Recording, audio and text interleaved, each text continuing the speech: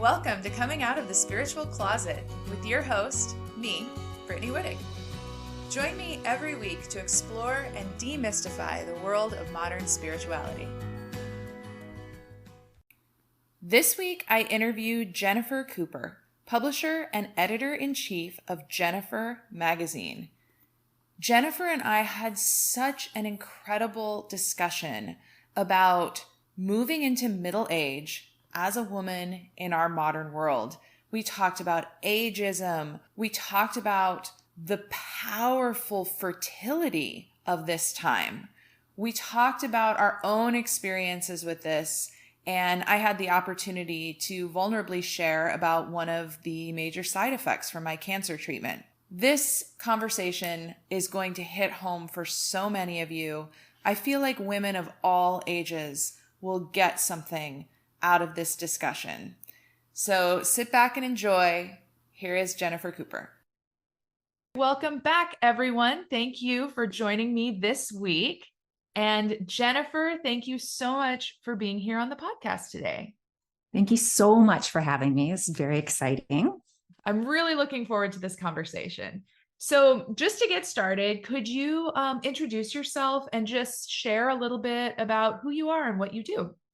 Yeah, I am Jennifer Cooper. I am the publisher and editor-in-chief of the online magazine, Jennifer Magazine. I have been in the world of content creation, I think, for the longest period of my career. So this magazine started, this idea started in 2020 when we were all in lockdown. I was having a birthday. And this was basically my birthday gift to myself. So just showing up in the world. And then, I've been doing that for a little while. And the goal has always been to invite other people to show up into the world also, especially at the age when we are starting to fade from traditional media, right? So women in their 40s, like we're finally getting into it in 50s, but there's this spot where it's, historically, we've just kind of disappeared. And this spot is so rich and fertile and fantastic. It's also got its challenges. And so, that's what I'm trying to create, this space. Oh, I love that. That totally resonates with me. And I know that so many of my listeners are women that fall into this age group, including myself. I'm 39. And so I'll be able to welcome you to the club soon. That's right. November 9th. I'm 40. It'll be official. Sagittarius, or is that Scorpio? Scorpio. Okay. Go on. Yeah. And I'm definitely a Scorpio. So this totally resonates with me. When you reached out to me about coming on the podcast, it just felt like such a good fit because I really, I have noticed more and more, and I think we probably do as we get a little older, I've started to really notice ageism and this, and something that you mentioned before we got on the interview is internalized ageism. Yeah. Could you talk a little bit about that? Because that resonates with me for sure. Yeah. So I can't talk about this from like an academic perspective, but I can tell you from just, unpacking, doing my own unpacking over the years. I think, I remember when I was probably 30, I remember my friends starting to say, "Oh, I'm so old. I'm so old. I'm so old." And for me, I thought about the longevity of my life, and I could not be old at 30. Because I would have spent most of my life being quote unquote old, right? Yeah. And there is so much, they were joking and I get it, but the jokes come from this, I think, this is my perspective. The jokes really come from this place of being afraid of our relevance fading. We start to say things like, "Oh, I can't keep up with the TikToks and the da-da-da and the da-da-da."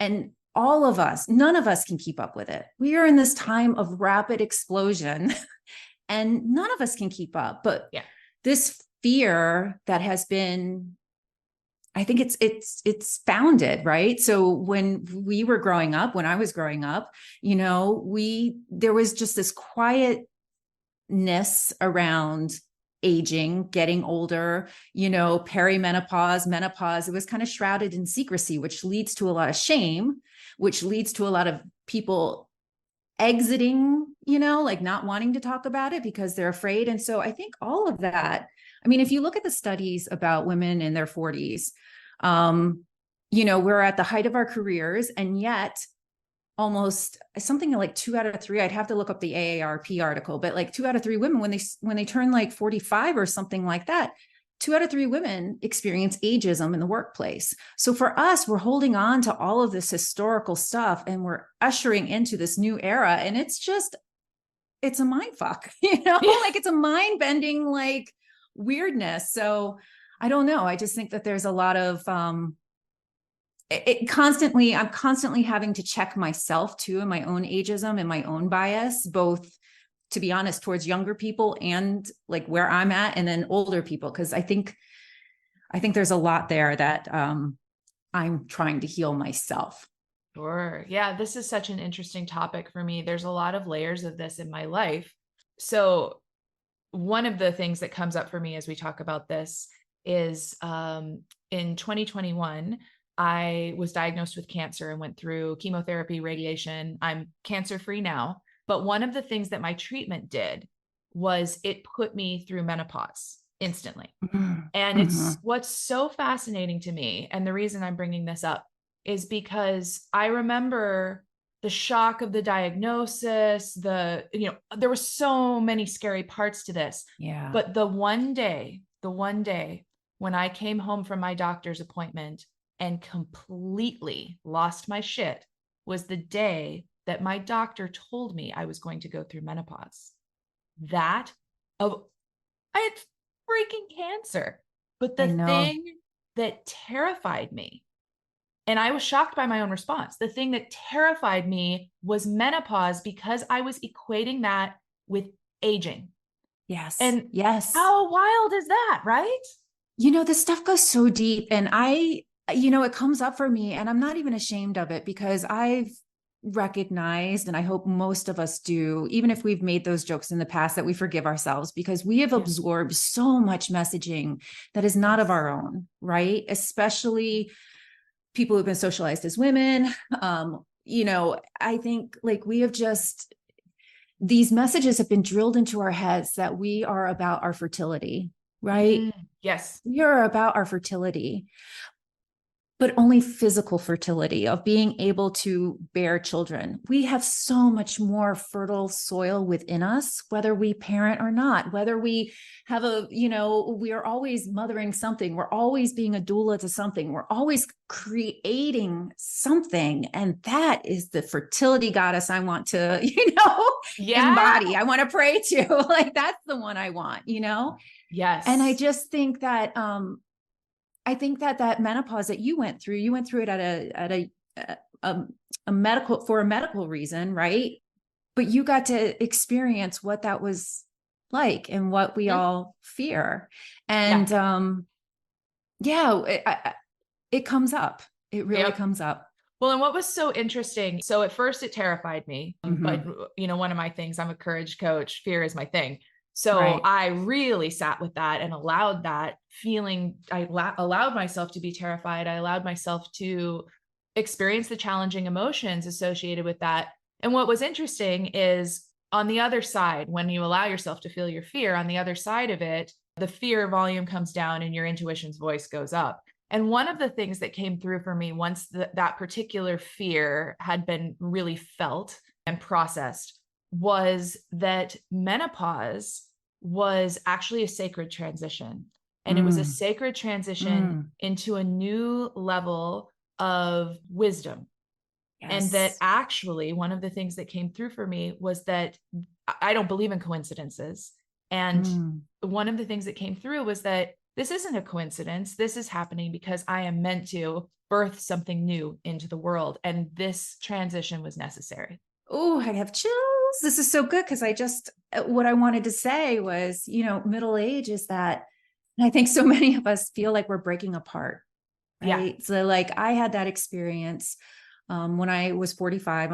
I just turned 47. So when I turned 45, I just had, I don't know, the weight of everything, just everything felt like it basically shattered me. I mean, we were going through this pivotal moment in the US, right? Pivotal moment in the global world. We're going through this pivotal moment in human civilization where we've reached a tipping point that we've crossed over, that, you know, our scientists who study the earth are like, our environment is not going to be the same. It was the same through all of civilization. It is not now. So, and even though that's very big and I'm doing a women's magazine, which is very small, I just cracked apart.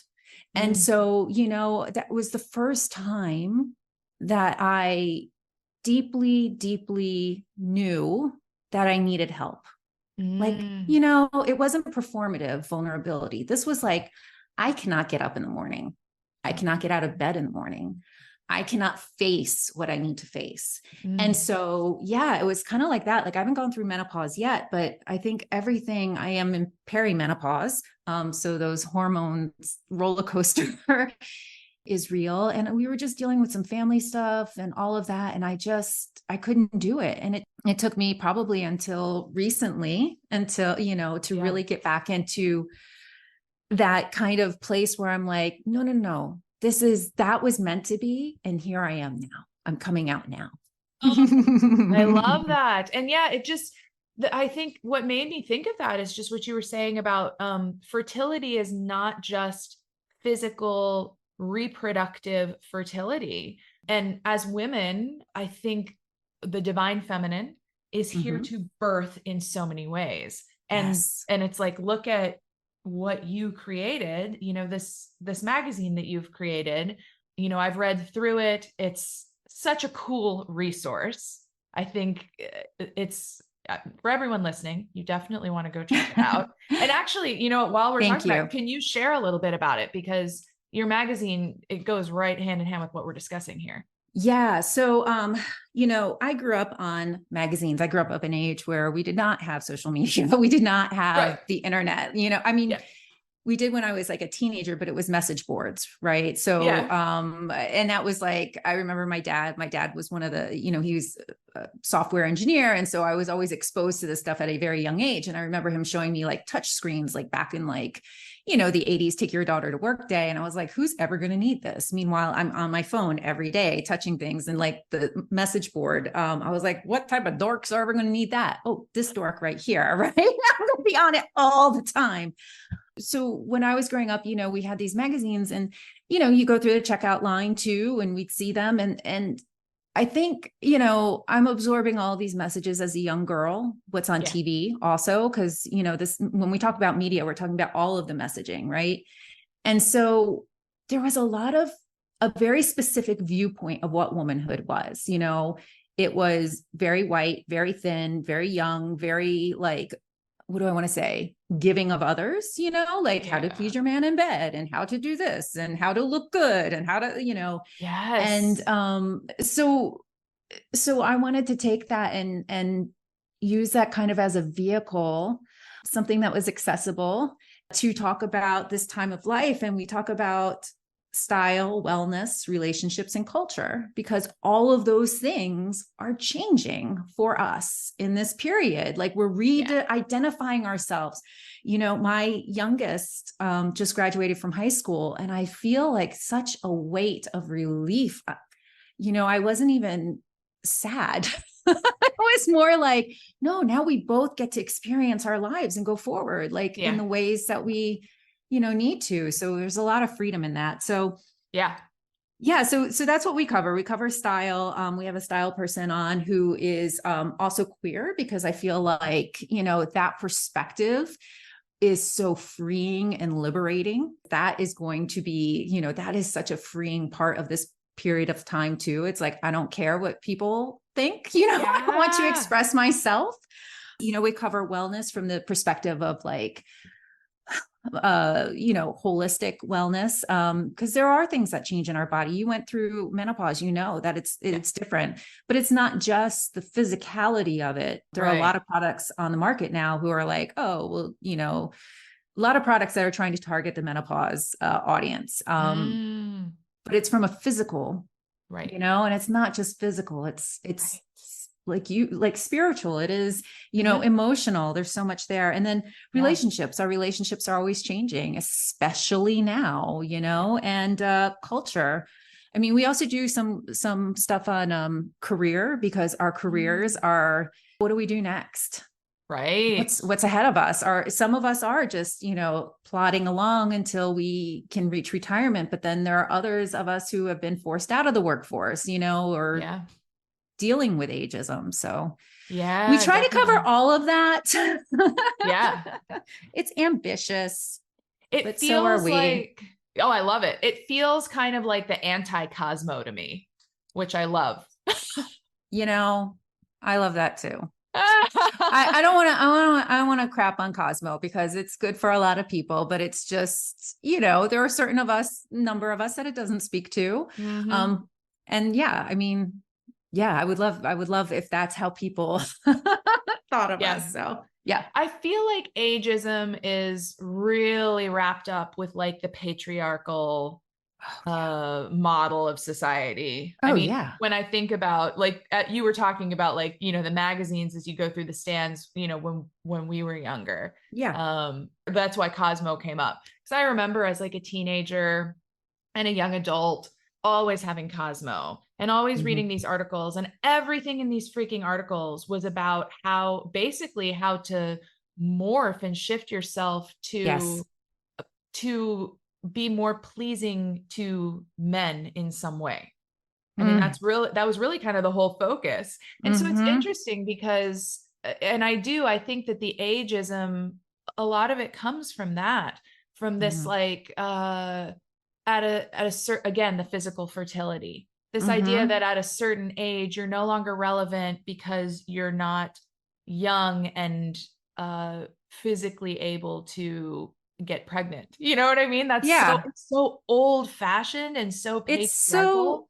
I mean, who wants to be reduced to that? I mean, more people aren't even having kids. Like I did, but like my daughters might not have children. Like one I know does not want to have kids. And I'm just like, okay. So, I mean, it's just, it's so different. And I think there's a lot that, I mean, if you look at magazines now, they're still like that. They are still like that. I invite you to go to the checkout line and like look and be like, oh my God, I'm still like, these messages are still out there. We're trying to do something different and it's hard. But I also think it's really worth it. So I think it's so, so needed. Like it resonates with me so much. So something about me that I feel like also kind of plays into this conversation is my partner is 27 years older than me. And one of the things that's been freeing about that as I've gotten older is there's been something freeing about as I start to age. I have a partner that's already aged quite a bit, and something about that feels like safe, and I'm using air quotes. And I've often thought like how this is really helping my self-esteem. How could I, and I'm really just thinking out loud here, like, how could I help my peers, the women in my audience who are, my same age or older, feel that same experience, like not feeling like they have to worry so much about the wrinkles or about, the changes to the body. And like, I just love what you're doing because I feel like this magazine does some of that. It helps with that. And so a couple things. One, so you've been given this kind of like healing light, let's say, right? Like you've like, oh my God, I see the possibility here. And you just want to shine that out to others, right? Because you're like, I want to share this because this feels so good. Yeah. I understand that. I understand that. I think the other thing too is I started the magazine in 2020, but I did it very quietly. I did it very shyly. I did it only where I felt safe. Sure. I only shared it with people that I knew had been following me for a long time, for people who like knew who I was, who understood, who trusted me. And I wasn't even publishing all the time. This was like I was hustling my income generating work, and this Yeah. was kind of like my project. And then this past year, I was like, I have such a limited amount of time here on earth, right? I am a Yes. pinprick, less than a pinprick. I am Right. experiencing the whole of this experience of humanity, right? I Yeah. need to like go for it. And I will kick myself if I don't try. So we are still working. We're growing. You're actually catching us at a moment where we're going to be relaunching in October for real. We just brought on some new contributors, and I'm really hoping that we can dive more into that stuff, because I have been doing it solo and it's given one perspective, and that is not the only perspective here, right? So Sure. yeah, so I'm hoping to dive even more into that. We've done articles on like graying hair, like, Yeah. and that was a lot of fun. And also we actually caught not a lot, but we caught a little shit for it too, because, we walk that line between not shaming women who do dye their hair, like, and Right. not shaming women who do go for Botox or whatever. But Sure. for me, for a lot of us though, it's like, I don't know, we're just in this weird tension time where you don't want to crap on other women, but you also want to say not every woman. Do you know what I mean? Yes, Like, totally. And you know what yeah. comes up for me as you talk about that? I totally know what you mean. And I feel like there have even been podcast episodes where this kind of thing has come up, not necessarily on this topic, but what what comes up for me there is that there is an energy behind everything we do. So for Mhm. instance, years ago on my blog, I wrote a blog post when I stopped wearing makeup. I ditched wearing Mhm. makeup. And for me, that was an extremely empowering thing to do, because the Right. energy behind my makeup use Mhm. was 100% fear based, fear of rejection. Mhm. And once I realized it, I empowered myself by no longer using makeup. Right. Um, for some women, the energy behind makeup would be artistic, it would be creative. Right. And Right. so I Right. think it's so much, I think that what you're doing is you are speaking with those kinds of articles. You're speaking to the women who maybe are dyeing their gray hair in an energy of fear. Whereas there are probably Mhm. women out there who are doing it in an energy of empowerment because they just love the way it looks. Exactly. And Yeah. that brings me joy too. Like when I see a Mhm. woman rocking like whatever, Yeah. I'm like, yes. So because it Yeah. gives me freedom. And I don't think like, oh, I should dye my hair. I think like I can feel the energy of that person, like you Yeah. said, like it just Mhm. comes from a place of empowerment. And I think because we've been socialized to feel disempowered for so long, right? You Mhm. talk about the patriarchy. You can talk about isms, any ism, Right. racism, sexism, ageism, homophobia, queerphobia, whatever these Yeah. isms are. They're all designed to disconnect us from our power, right? So that we are Yeah. so that we have to feel in service of somebody else. And so, Right. the energy I'm coming at it from is I hope that we can all feel more liberated, more free. Yes, and that's the thing. So I think that those kinds of articles and those kinds of, videos and what if Mm-hmm. you end up doing a podcast, I think that you're going to magnetize to the woman who really wants to stop dyeing her hair. She's actually not doing it for herself, you know? Right, And it's right. like by reading that article or hearing someone talk about it, Mm-hmm. that can be a permission slip. And Yeah. I know that for me, when I stopped wearing makeup, it was Mm-hmm. because I read about another woman that did that. And I was Oh, like, that's so cool. and it was like, oh, wait a minute, I don't have to. So here is something else that you're touching on that just like lights me up too. And that is, you talk about the feminine divine, right? So this Mm, collective, yeah. and that's something that I'm a ambitious person. I always have been. I'm a rising Leo Oh, yeah. Oh, and a yeah. Sagittarius moon. So I got a little of the ambition sparkle. But I'm not really competitive. Mm. Like I'm ambitious, but I'm not competitive. I Yeah. really want to rise together. So I've Mhm. always looked for, partnerships and things like that to work with others, because also I have a specific viewpoint. Again, it is not the only viewpoint, Yeah. right? Right. Is not, Right. I am not the only woman who is going through middle Right. age. There are many, and it's a very experience. So I just think that this idea of the feminine, the collective, you read that article from that person, and then she shared that with you, and Yeah. you were able to do it. And so we are, also at my core, I am a storyteller. I am Mm. just born with some type of storytelling gene. I don't understand it. I just have it. And so, well, actually, I do understand it. It comes from, civilization, right? So we all learn in story. And so Right. this idea of a collective, like instead of the competitive nature that we have all been marinated in, especially if you're listening to this in the US, right? It is Oh, a yeah. highly toxic, competitive culture Yeah. of scarcity. And I love this Yes. idea of moving into something that's more feminine, more collective, more true community. Yes. Yes. And I love the distinction there is that, I mean, I was hearing for sure is you don't need to be competitive to be ambitious. And that does seem to be kind of the new paradigm, especially in, it seems to be especially in communities of women. There Mhm. is this sort of new paradigm of like, wait, when we're all competing with each other, that actually serves the patriarchy, right? Like that doesn't Bingo. serve us. Bingo. Yeah. Yes. And so when Yes. we come together and support each other, it's kind of incredible Absolutely. what that does for everyone. Yeah. And you know what I think though? I think that it requires a lot of healing on our part. Yeah. We have to go through our own healing process so that we can kind of unpack those messages, realize that we are Yes. safe in community. Yeah. I was talking with my husband. We've been together for 30 years. I think it will be 31 this year. So you've talked about, Wow. we've grown together. So Yeah. you have a partner who's Congratulations. older. Thank you.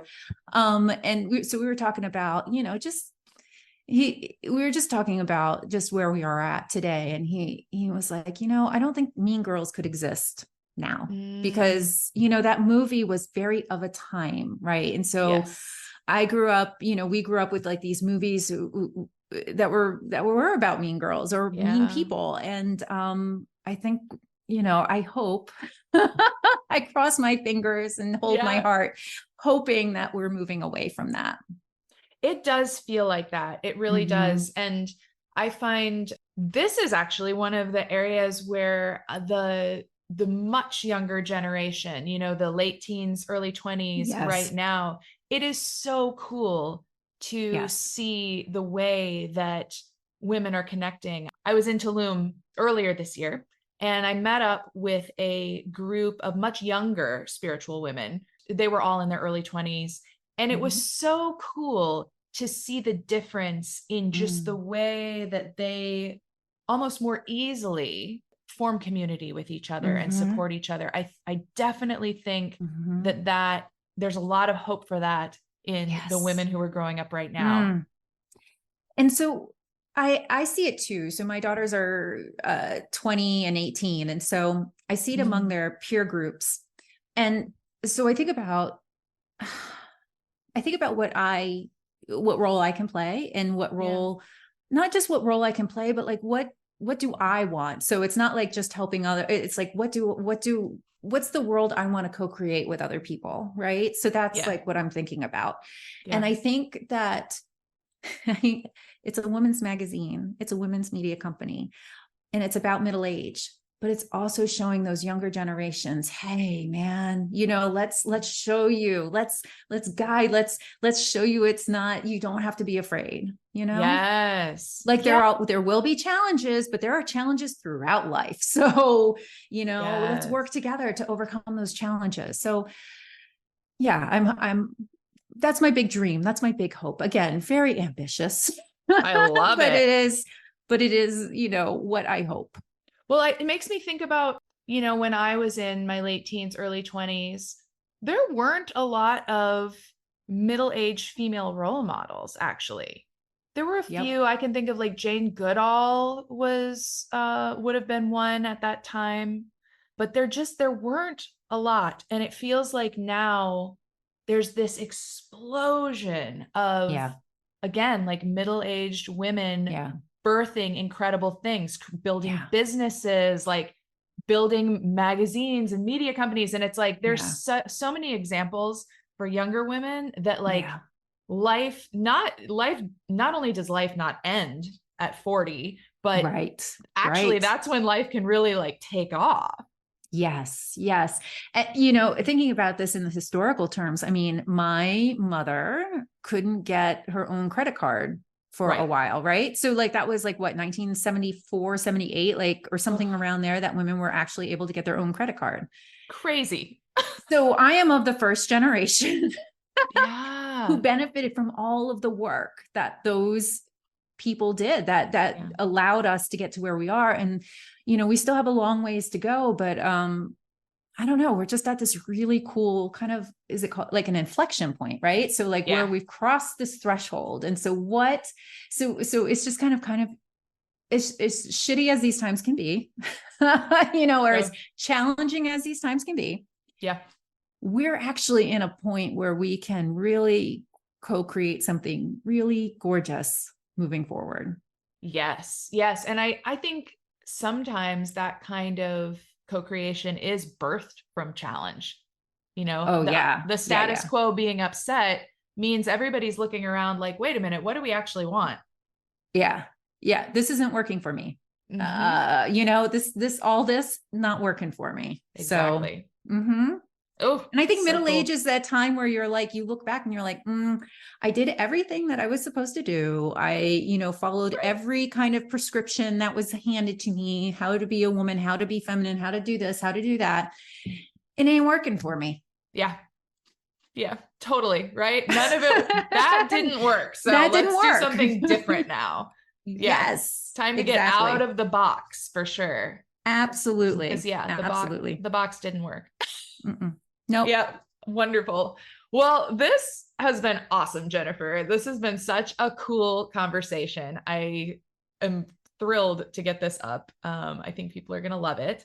Before we wrap up, could you share how someone can connect with Jennifer Yes. Magazine? Yes. So you can visit us, read us, jennifermag.com.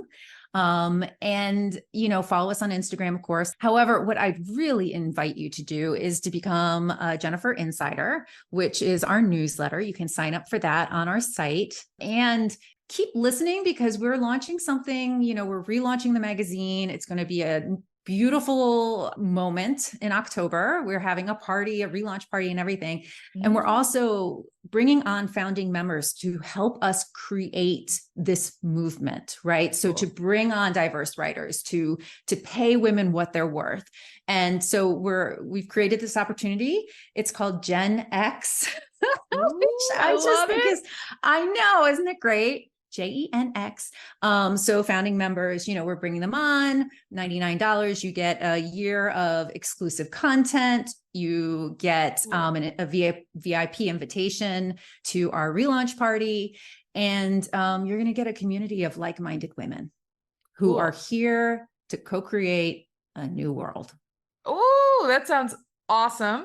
So all of that will be in the show notes for everyone listening right now. If that interests you, scroll right on down there and click right now. It's there for you. Jennifer, thank you so much for coming on the podcast. This has been awesome. Thank you. This has been a highlight of my whole month. So thank you. Well, thanks for listening, everyone. I will catch you next week.